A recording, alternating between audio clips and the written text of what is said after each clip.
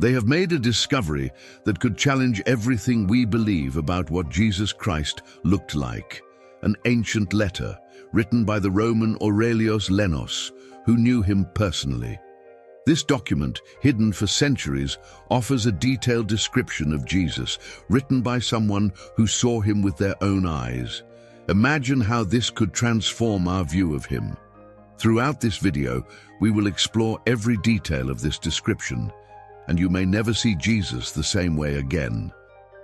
Have you ever stopped to think about where the images we have of Jesus come from? Why is he portrayed as a light-skinned man with blue eyes and long hair? This is the image that many of us carry, but is it true to reality? Let's investigate this together. If you are a person of faith, consider subscribing to the channel now. Most of the descriptions we have of Jesus are based on films, works of art, or vague accounts from people who lived more than 2,000 years ago. But recently, the discovery of this letter by Aurelius Lenos shook the academic and religious world. Lenos, who was with Jesus, felt compelled to send several letters to Caesar, reporting what he saw and heard. For generations, the predominant image of Jesus, especially in Western cultures, has been that of a man with a beard, long, light hair, and piercing eyes. However, the Bible does not give us physical details of Jesus, and everything indicates that he may have looked very different from what we imagine. Ancient texts, such as those of Justin Martyr and Origen, suggest that Jesus did not have a standout appearance. The question of Jesus' appearance has generated debate over the centuries. Some texts suggest that he was an ordinary man, without any notable features. Others, such as Psalm 45, describe it in a more idealized way, suggesting that the perception of its beauty could vary according to each person's spiritual experience. The first-century Bishop Celsus also wrote that Jesus manifested himself in different ways for each person, adapting to their spiritual needs. Each of us may have a different image of Jesus, but the truth about what he looked like may be more surprising than we ever imagined. If you are enjoying this content, subscribe to our channel. Your support is essential so that we can continue to bring quality material to you. These descriptions reveal to us that, despite his immutable divine nature, Jesus presented himself in a way that touched each person uniquely, almost like a doctor or teacher who understands the needs of his patients and students. It is interesting to note that the first images of Jesus portrayed him as a young Apollonian, a symbol of physical perfection. However, with the protection of Christianity instituted by Emperor Constantine, this representation underwent a significant transformation. From the 1st century onwards, the image of Christ began to be dominated by the figure of a bearded man, a change that may be related to the new status of Christianity and the exhibition of sacred relics. Many scholars believe that relics such as the Shroud of Turin and the Veil of Veronica, both associated with miracles, influenced these representations. One of the few physical descriptions of Jesus we have comes from a copy of a letter from the Roman consul Aurelius Lenos to Emperor Tiberius, discovered in an ancient monastery. According to this letter, which dates from the 12th year of Tiberius' reign, Lenos was in Judea during the trial and crucifixion of Jesus, and his family is mentioned in historical accounts by the Jewish historian Josephus. Lenos's description of Jesus presents him as a man with a noble face, light and wavy hair, deep blue eyes, and an expression marked by grace. With a long nose, almost blonde beard and tan skin, the image of Jesus here seems distinct from the common representations we know. If we combine this description with the information from the Shroud of Turin, we get an even more detailed picture. Professor Giovanni Giudica Cordiglia, a specialist in forensic medicine, analyzed the shroud and concluded that the man represented in it had remarkable beauty, measuring approximately 1.80 meter tall and with a strong and harmonious physique. Even with the marks of suffering, the face was smooth, with elongated features and a slightly inclined nose. His cheeks were prominent, and his large skull indicated above-average intelligence.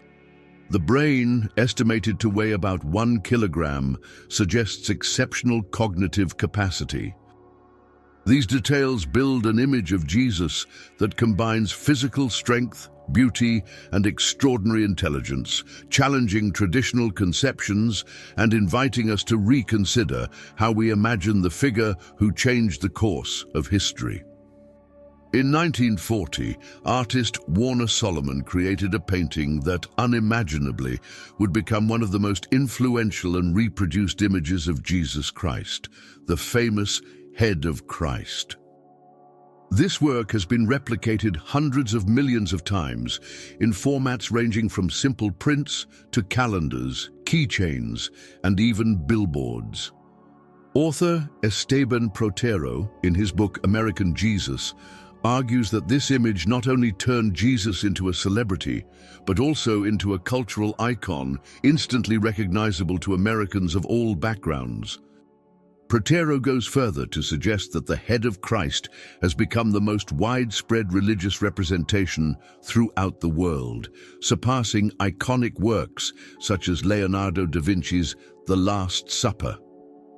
In the 1990s, Buendele Melili funded a comprehensive study of the impact of Solomon's work on American religiosity. Art historian David Morgan, responsible for the research, collected a wide range of essays and documents, which were later published in a book. Morgan received more than 500 personal responses about the impact of Solomon's image, and the majority of respondents stated that the work accurately captured the appearance of Jesus, considering it the most faithful representation ever created. It's curious to think about this, since no one in the 1990s had lived in the first century to really know Jesus. Morgan attributes this sense of authenticity to the painting's photographic realism, with soft contours and delicate lighting that evoke the studio photographs we tend to keep of our loved ones. Another factor that may explain the lasting impact of this image is the way Jesus is portrayed. A close-up, isolated, just from the shoulders up. Without being tied to a specific context of time or place, Solomon's Jesus becomes a figure that each person can embody in their own personal context. He looks directly at the viewer, conveying warmth, compassion, and kindness, reflecting the figure of the Savior that many imagine when reading the Gospels. In contrast to this idealized image, archaeological evidence and biblical texts suggest that Jesus likely wore simple clothing, such as a woolen tunic and cloak, to protect himself from the cold, with sandals on his feet. Clothing was expensive at the time, and it is likely that Jesus needed frequent repairs to his clothing. The Bible offers few details about his physical appearance, but the Gospels make it clear that he was Jewish, born in Bethlehem and raised in Nazareth, Galilee. When he was arrested in the Garden of Gethsemane, Judas Iscariot had to identify him to the soldiers, as his appearance was indistinguishable from that of his disciples. Some experts suggest that Revelation 1:14-15 offers clues about Jesus' true appearance, describing him as having dark skin and wool-like hair. The text mentions his snow-white hair, eyes that shine like fire, and feet that shine like polished bronze. These descriptions have provoked discussions over time, especially about how Jesus was portrayed in Christian art. In early depictions, Jesus was often shown as a beardless young man, reflecting purity and his mission as the Good Shepherd. These images, common in Roman catacombs and ancient mosaics, highlighted their welcoming and protective nature. Some of the oldest images of Jesus, dating from the 3rd century, were discovered in the catacombs of Santa Domitilla in Rome, where he appears with short hair, carrying a lamb on his shoulders. A notable find occurred in 2018 when a portrait of Jesus was found in the ruins of a church in southern Israel. Dating from the 6th century, this painting depicts him with short, curly hair, a typical feature of the eastern regions of the Byzantine Empire, especially in Egypt and the Syrian-Palestinian area. Over time, this image was replaced by the figure of Jesus with long hair and beard, influenced by Greco-Roman deities such as Zeus. Over the course of the 1st century, representations of Jesus began to include elements such as a long robe and position on a throne, visible in the 5th century mosaic in the Church of Santa Pudentiana in Rome. This style often added a halo around the head, symbolizing holiness. However, diverse cultures around the world have shaped their own versions of Jesus, reflecting his predominant racial characteristics. Among the many relics associated with Jesus, the Shroud of Turin is one of the best known. Discovered in 1354, many believe it wrapped around the body of Jesus after the crucifixion, capturing his image in a miraculous way. Although its authenticity is widely debated, the shroud remains a central reference in popular imagination about what Jesus looked like. In 2011, a team led by Richard Neve used a 1st century Israeli skull and cutting-edge technology to recreate an image of Jesus.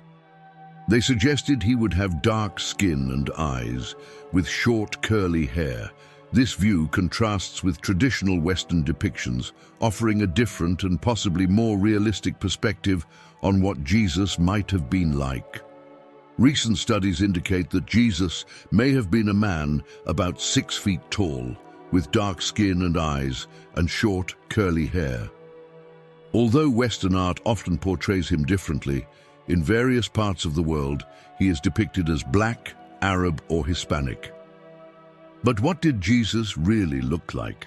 Forensic anthropology, a fascinating area of science, offers some answers. Using techniques similar to those employed in criminal investigations, British scientists, in collaboration with Israeli archaeologists, have worked to recreate what they believe to be the most accurate image of Jesus' face. Forensic anthropology combines knowledge from different areas such as cultural, archaeological, biological and physical sciences to study characteristics of different human groups. This field requires an in-depth understanding of genetics, human development, and even osteology, which is the study of bones. Although it is often associated with solving crimes, forensic anthropology can also be applied to recreating historical faces. Richard Neve, a renowned expert in this field, had previously worked on controversial projects, recreating historical figures such as Philip of Macedon and King Midas of Phrygia. When the possibility arose to recreate the image of Jesus, Neve was up to the challenge.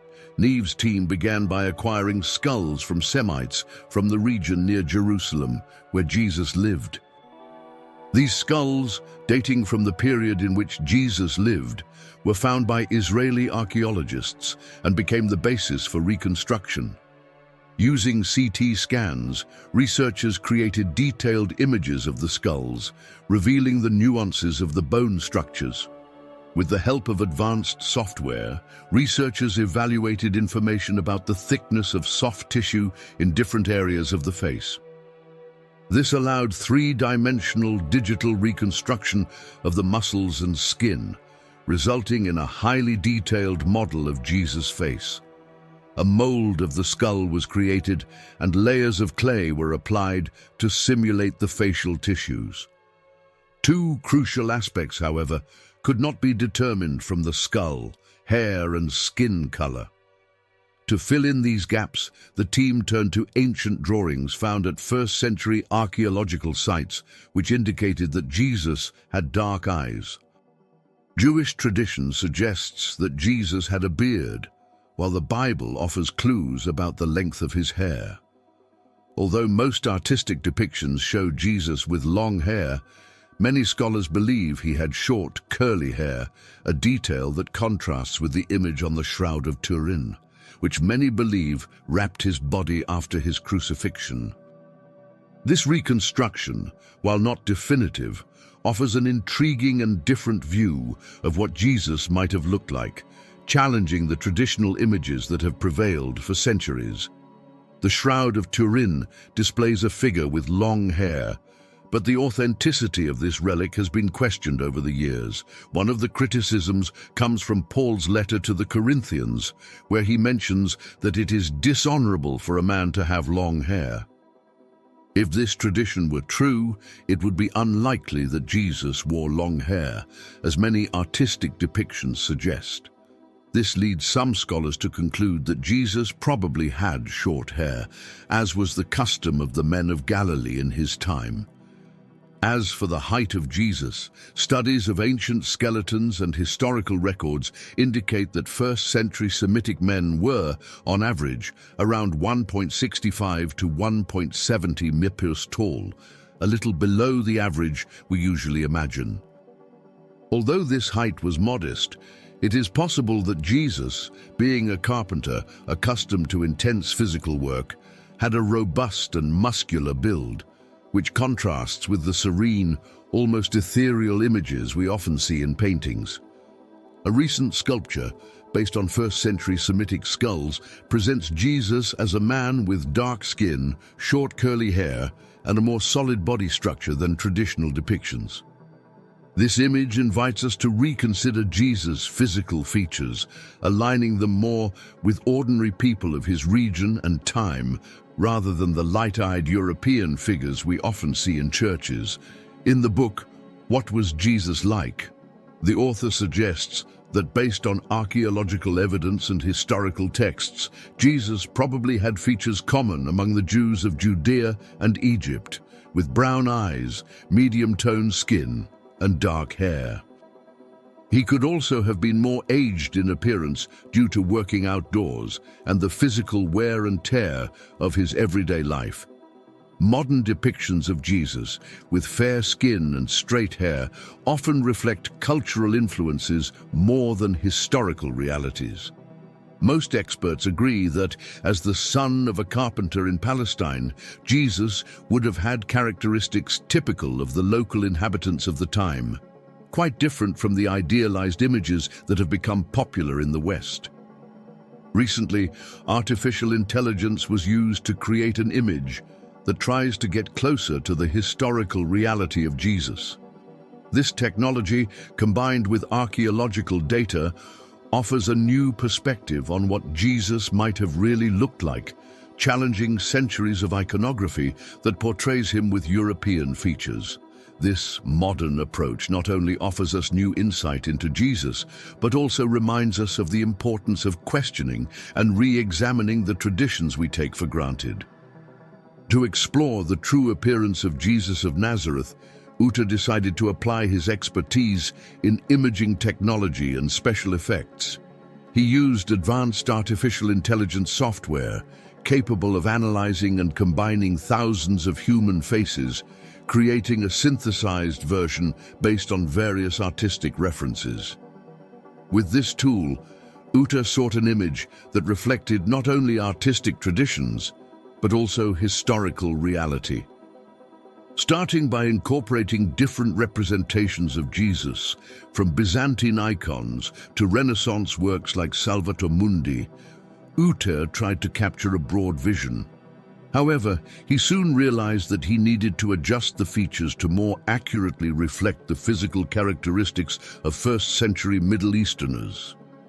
He modified the hair and beard style to something more in keeping with the era, and turned to mummy portraits to ensure the depiction was more authentic and less influenced by later Western art.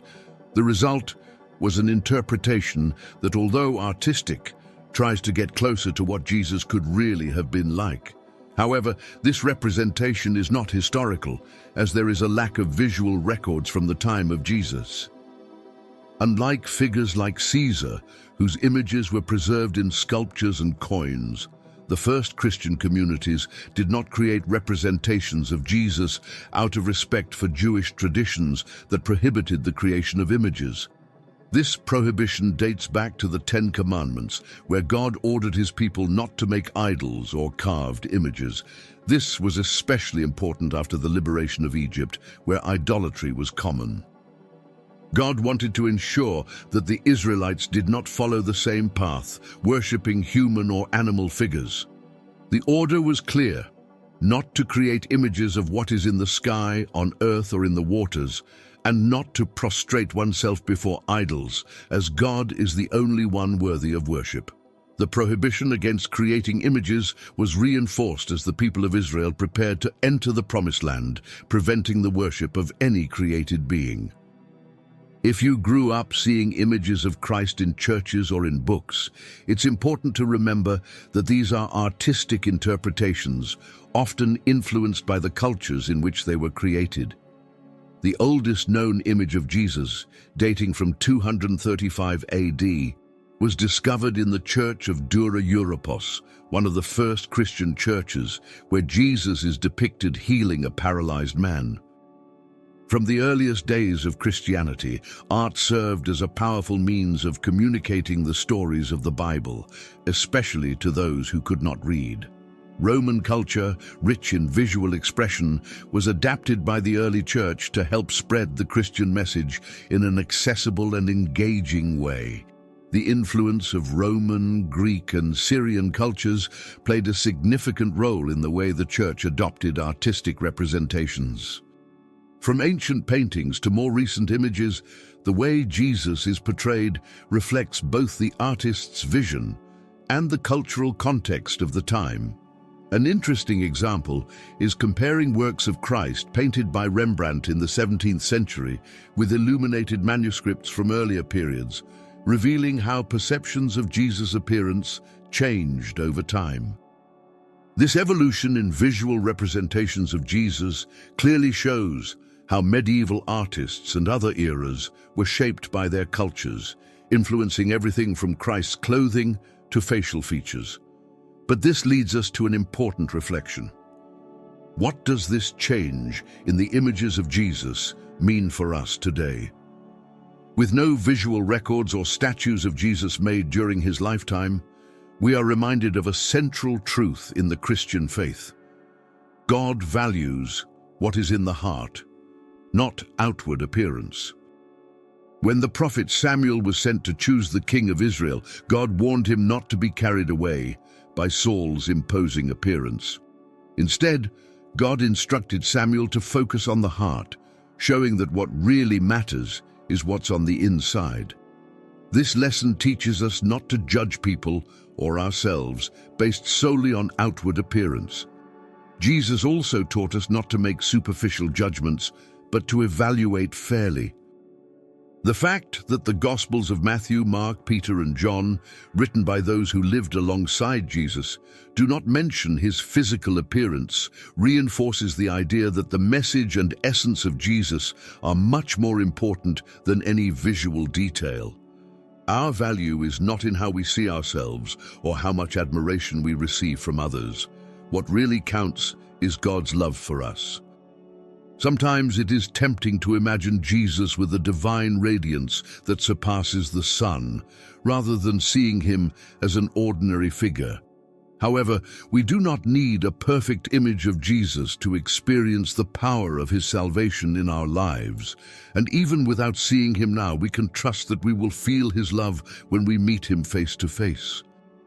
For all who believe in Jesus, there is one unshakable certainty. There will be a day at the end of our lives when Jesus will receive us in the heavenly court, and we will see his face in a way that surpasses any representation we know. If you liked this video, please subscribe to the channel. In doing so, you become part of a community that values truth, self-discovery, and spiritual enlightenment.